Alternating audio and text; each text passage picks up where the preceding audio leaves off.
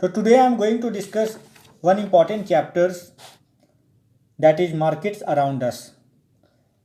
In this chapter, we will study about the markets, about the types of market, how the working system, how the work take place in the market, about the working system of the market, etc. So in this chapter we develop the concept of market and their need in everyday life. The chapter recognizes the function of market, and it also gain a sense of inequity in market operations.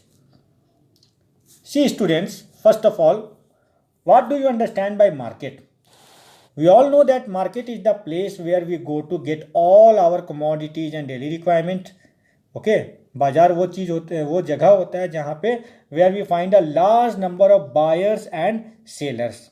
Okay, the buyers and sellers can meet in a shop or a mall, and the buyer, what buyer do? Buyer pay for the goods or services through cash or credit, and seller sell their goods. There are many kinds of market that we may visit to buy the goods. There are various types of markets such as hawker stalls, neighborhood shops, weekly market, shopping complexes, shopping malls. Hawker stall कौन होते हैं? जिनके पास अपनी दुकान नहीं होती है, वो गली गली मोहल्ले मोहल्ले रास्ते रास्ते वो घूमता है ना, अपनी चीज़ों को लेके आवाज़ लगाते हुए, है ना, वो अपनी चीज़ों को बेचता है ना, तो लोगों को दुकान जाने की ज़रूरत नहीं होती है, वो खुद आपके पास आ जाएगा. तो they are the hawker stalls. Then neighbourhood shops, घर के बगल वाली दुकान. Weekly market, those markets which are organized in a day, in one day in a week, only in one day in a week. Then there are large shopping complexes and shopping malls. So street hawkers, as I just told you, hawker is a trade who sells his goods by shouting on roadsides, on carts, or keeping his goods on his head. He does not spend any money on the shop as rent or bill. He does not have any shops of his own. Okay, he sells his good, okay, and provides you door to door service. They are called as the street hawkers. Then weekly market. Weekly market is called so. Why? Because it is held on specific day of the week. हर दिन ये बाजार नहीं लगता है, ठीक है. गांव में, देहातों में, शहर के बाहर जो है ना, हफ्ते में एक दिन बाजार लगता है. लोग उस बाजार में अपनी पसंद की चीज़ें खरीदते हैं. हर तरह की चीज़ें वहाँ पे मिलती है. They are called as the weekly market. Traders, they do not have permanent shops. Okay, they set up their shops at different places the next day. There are thousands of such markets in India, है ना. तो अपनी कोई दुकान नहीं होती है, temporary दुकानें होती है. वीकली मार्केट में लोग जाते हैं, वहाँ पे चीज़ों को खरीदते हैं, और शाम होते होते वो दुकानें उड़ जाती है. फिर अगले हफ्ता कि वो स्पेसिफिक दिन वो मार्केट लगता है. They are called as the weekly market.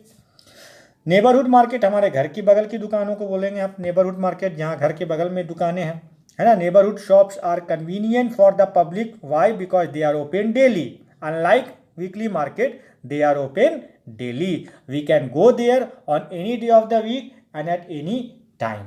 And usually in a neighborhood market we find that the buyer and seller, they know each other. ठीक है, neighborhood market में buyer और seller एक दूसरे को जानते हैं. Okay, so as they are in the vicinity of our homes, there is an understanding between the buyer and the seller, and we get the goods on credit also. हमें credit में भी सामान मिल जाती है, क्योंकि सेलर हमें जान रहा है कि हम उसके दुकान के बगल वाले घर में ही रहते हैं, तो हमें क्रेडिट में भी गुड्स मिल जाते हैं. और ऐसी दुकानों में भी हमें बहुत तरह की चीज़ें, अलग अलग ब्रांड्स की चीज़ें भी हमें यहाँ पे मिलती है. ओके, तो they are called as the what? They are called as the neighbourhood market. Then there are big shopping complexes and malls, we all know, like that of Vishal Mega Mart, Reliance Fresh, Big Bazaar, Nucleus Mall, etc. of our city. Markets in urban areas are mostly shopping complexes or malls, and in malls are what? What are malls? Malls are multi-storied, air-conditioned buildings with variety of shops. In mall you will find a large number. Reliance fresh, जैसे मैंने आपको बताया, Reliance fresh mall नहीं हो गया, ठीक है. Mall होते हैं, वो एक मार्केट होते हैं जहाँ पे हर तरह की दुकानें आपको मिल जाएंगी, ठीक है, हर तरह की दुकानें, जैसे न्यूक्लियस मॉल आप विजिट किए होंगे, न्यूक्लियस मॉल। तो if you will go to Nucleus Mall you will find there are large number of shops inside there, stationery shops, book shops, है ना, shops for the clothes, shops for the watches, shops for the mobile phones, shops for the electronics, etcetera etcetera. तो malls are multi storied air condition buildings with variety of shops.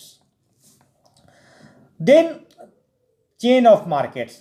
What are chain of markets? We all know that we do not buy product directly from the producers or the manufacturers. Okay, we do not buy products directly from the producers or the manufacturer.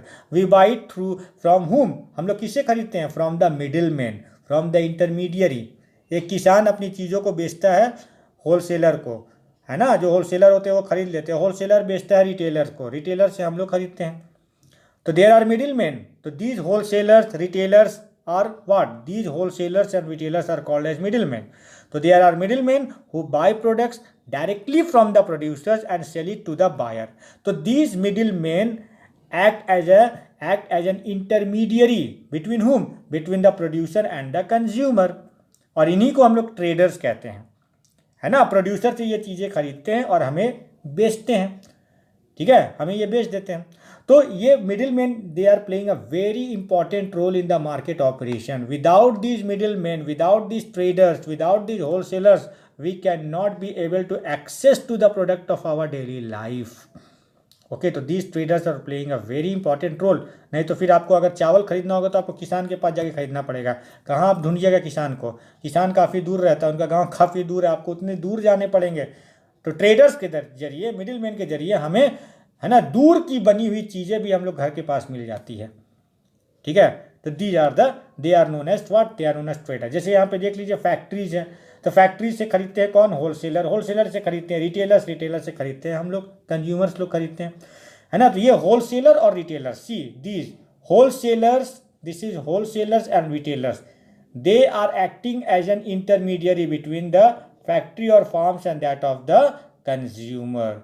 तो these wholesalers and retailers are the intermediaries, they are the middle man between whom, between the manufacturer or producers and that of the consumer. Okay, and the consumer, they are also called as the distributor. See this diagram, you will clearly, it will be clear to you that how in a market chain works. Commodity flow from producers to consumer. Farmers ने एक चीज़ produce किया, farmer के बाद वो processor के पास गया, processor, जैसे मान लीजिए फार्मर ने गन्ना बनाया, ठीक है, गन्ने को प्रोड्यूस किया, शुगर केन गया प्रोसेसर के पास, शुगर केन को उसने प्रोसेसिंग करके चीनी बना दिया इसने, चीनी बनाने के बाद इसने चीनी को बेच दिया किसको? होलसेलर को। होलसेलर जो है थोक में खरीदता है, बल्क में खरीदता है ना, बहुत कई क्वांटिटी चीनी इसने खरीद लिए, उसको बेच दिया इसने रिटेलर को, है ना, और रिटेलर से फिर इसको हम लोग खरीदते हैं। तो these are the chain of market, from farmers to processor, from processors to wholesaler, from wholesaler to retailer and from retailer to customer, that is just. तो in a market chain we can say that commodities flow from producer to that of the customer. Okay, and